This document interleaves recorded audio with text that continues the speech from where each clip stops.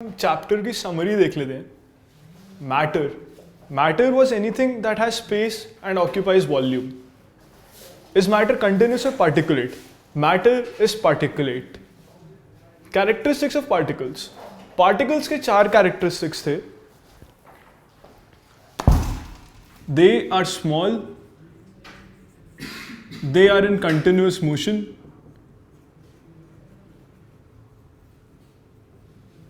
they have spaces between them,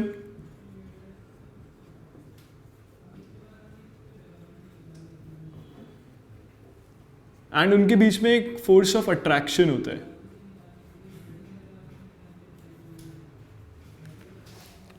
अब states of matter की 5 states थी: solid, liquid, gas, plasma, Bose Einstein condensate.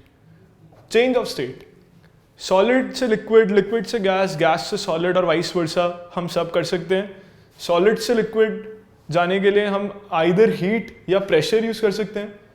अब effect of temperature क्या था? जब मैं टेम्परेचर बढ़ाता हूँ तो मेरे जो पार्टिकल्स हैं उनकी थर्मल एनर्जी या उनकी वाइब्रेशनल एनर्जी बढ़ जाती है। इसकी वजह से उनके बीच का जो इंटरमॉलिक्यूलर डिस्टेंस है वो बढ़ना शुरू हो जाता है। और अगर मैं टेम्परेचर कम करता हूँ तो यही इंटरमॉलिक्यूलर डिस्टेंस कम होना शुरू हो जाता है। अगर मैं प्रेशर बढ़ाता हूँ तो मेरा इंटरमॉलिक्यूलर डिस्टेंस कम होता है, और अगर मैं प्रेशर घटाता हूँ तो मेरा इंटरमॉलिक्यूलर डिस्टेंस बढ़ता है। इवेपोरेशन एक सरफेस फिनोमेना था जिसमें एक लिक्विड एक गैस में जाता है at atmospheric pressure but at a temperature lower than it's boiling point. Factors affecting it ये थे: टेम्परेचर, ह्यूमिडिटी, सरफेस एरिया और विंड स्पीड। अगर मुझे रेट ऑफ इवेपोरेशन बढ़ानी है तो मुझे टेम्परेचर बढ़ाना पड़ेगा, ह्यूमिडिटी कम करनी पड़ेगी, सरफेस एरिया बढ़ाना पड़ेगा और विंड स्पीड बढ़ानी पड़ेगी। इफेक्ट्स ऑफ इवेपोरेशन का मेन इफेक्ट था कूलिंग, जो होता था इस वजह से क्योंकि जो भी पार्टिकल्स थे वो सराउंडिंग्स की हीट अब्जॉर्ब करते थे और उसको as a latent heat use करते थे। लेटेंट हीट ऑफ वेपराइजेशन वो हीट थी जो एक लिक्विड से गैस में जाने के लिए एट एटमॉस्फेरिक प्रेशर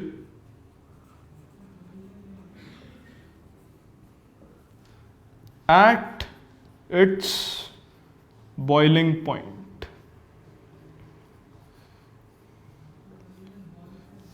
ऐसे ही लेटेंट हीट ऑफ फ्यूजन थी एक सॉलिड से लिक्विड जाने के लिए at atmospheric pressure at its melting point.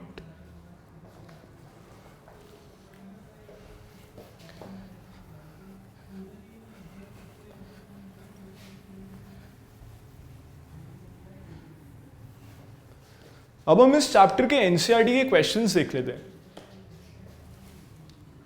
First question का फर्स्ट क्वेश्चन था: convert these temperatures given in kelvin to Celsius. First part था 300 केल्विन। अब हमें पता है कि केल्विन और सेल्सियस का रिलेशन होता है K = C + 273.16। इसको हम 273 भी अज्यूम कर सकते हैं हमारी कैलकुलेशन आसान करने के लिए। तो इससे हमें पता लगा कि C = K - 273। फर्स्ट क्वेश्चन का फर्स्ट पार्ट है 300 kelvin. This implies C = 300 - 273। This is 27 degree celsius. अब इसका सेकंड पार्ट था 573 केल्विन। C = 573 - 273। इससे आ गया हमारा 300 डिग्री सेल्सियस। अब हम चलते हैं सेकंड क्वेश्चन पे।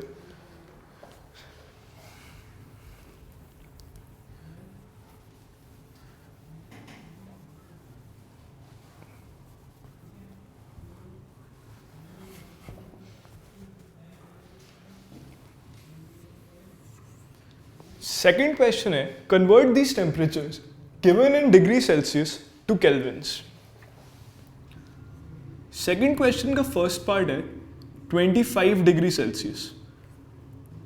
अब K होता है C plus 273, this implies K equal to 25 plus 273 which is 298 kelvins. अब हम चलते हैं इसके सेकेंड पार्ट पे, विच वॉज 373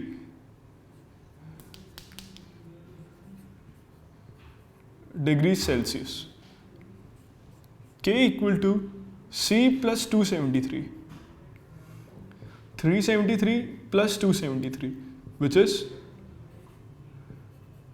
646 केल्विन।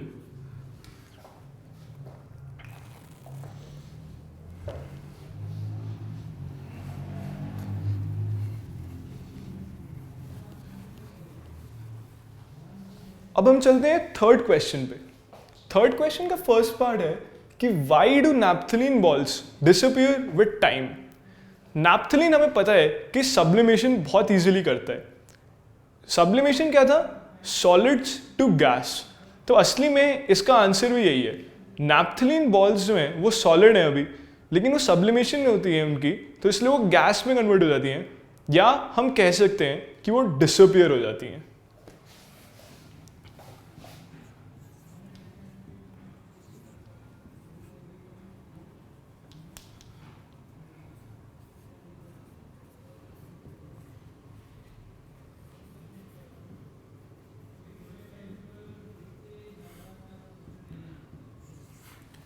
अब थर्ड क्वेश्चन का सेकंड पार्ट है, why do we get the smell of a perfume from several metres away. अब परफ्यूम क्या होता है? वेपर होता है। और वेपर की प्रॉपर्टीज क्या होती हैं? They have no fix shape and no fix volume and they diffuse very easily. तो इसकी वजह से जो हमारा परफ्यूम है, जब वो एयर में स्प्रे होता है वो डिफ्यूज होने लग जाता है, और डिफ्यूज होते होते उसकी स्मेल जो है वो हमारे पास आ जाती है। तो इसका आंसर है ड्यू टू डिफ्यूजन। अब फोर्थ क्वेश्चन था, arrange these substances in increasing order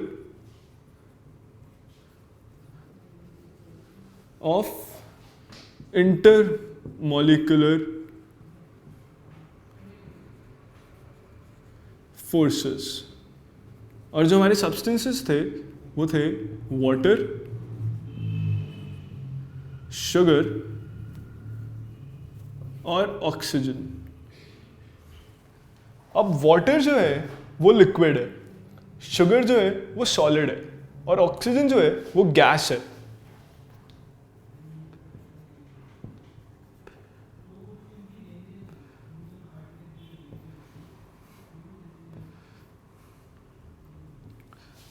अब हमें पता है कि जो इंटरमॉलिक्यूलर फोर्सेस होती हैं वो सॉलिड्स में सबसे ज़्यादा होती हैं, फिर उसके बाद लिक्विड में, और गैस में सबसे कम होती हैं।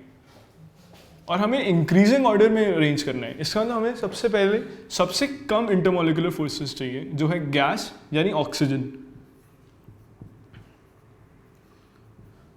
गैस के बाद आएगा लिक्विड यानी वाटर, और लिक्विड के बाद आएगा सॉलिड यानी शुगर।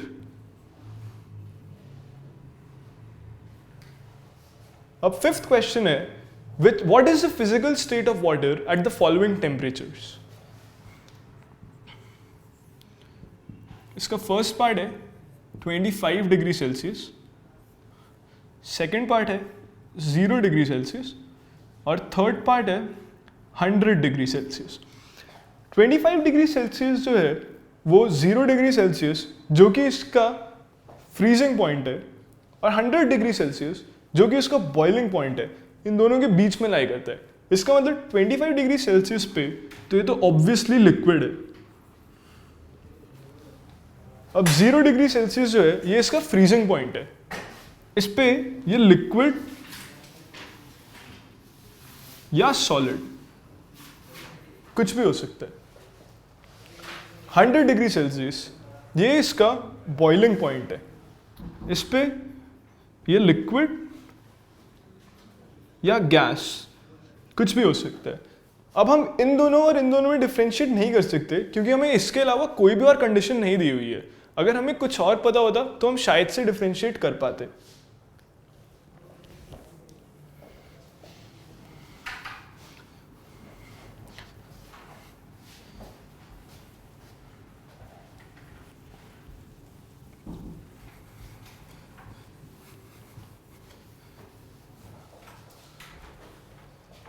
सिक्स्थ क्वेश्चन है जस्टिफाई। इसका फर्स्ट पार्ट है water is a liquid at room temperature. Water को अगर हम देखें तो हम डेफिनेटली ये कह सकते हैं कि उसकी एक फिक्स्ड वॉल्यूम है लेकिन उसकी कोई फिक्स शेप नहीं है। इसका मतलब क्या हुआ कि वो एक लिक्विड है। Hence we have justified that water is a liquid at room temperature.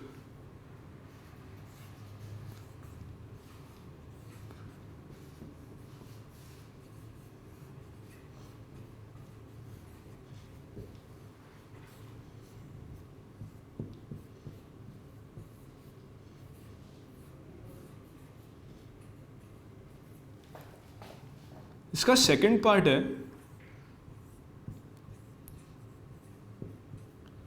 Iron अलमीरा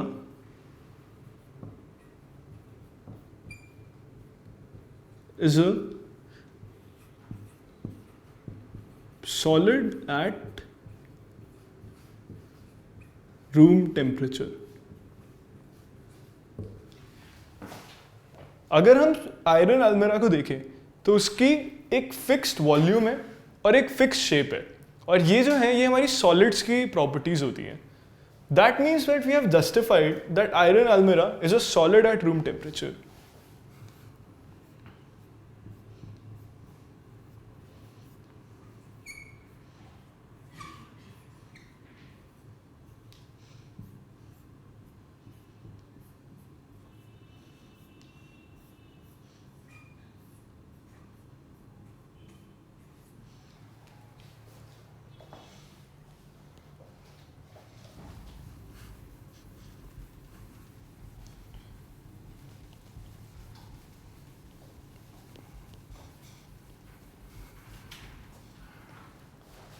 सेवेंथ क्वेश्चन है which is more effective in cooling ice at 273 kelvin और वाटर एट 273 केल्विन। हमें ये पता है कि 273 केल्विन जो है वो वाटर का मेल्टिंग पॉइंट है।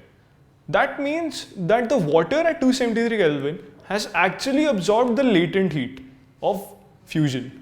इसका मतलब ये हुआ कि जो हमारा वाटर है एट 273 केल्विन उसके पास जो है ज़्यादा एनर्जी है in comparison to ice at 273 Kelvin.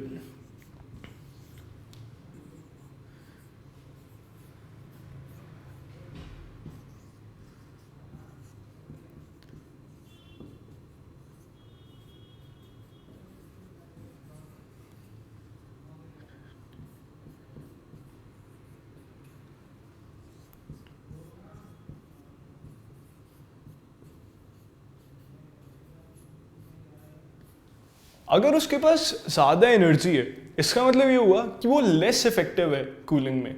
इसका मतलब ये हुआ कि आइस जो है वो ज़्यादा इफेक्टिव है कूलिंग में एट 273 केल्विन क्योंकि उसके पास जो है लेटेंट हीट ऑफ फ्यूजन वो वाटर के कंपैरिजन में नहीं है। इसका मतलब ये हुआ कि वो ज़्यादा हीट अब्जॉर्ब कर सकती है और इनफैक्ट वो ज़्यादा कूलिंग इफेक्ट प्रोवाइड कर सकती है।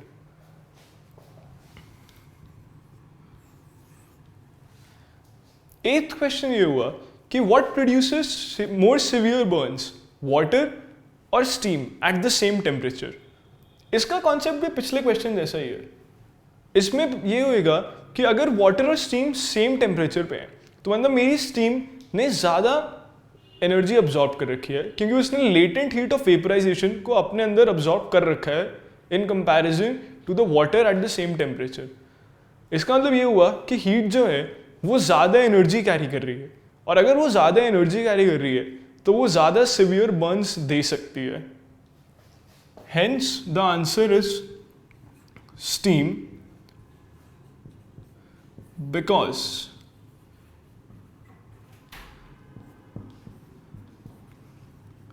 it has more energy, which is the latent heat of vaporization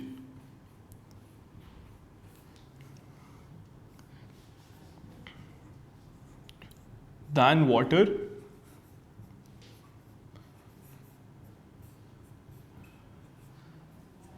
at the same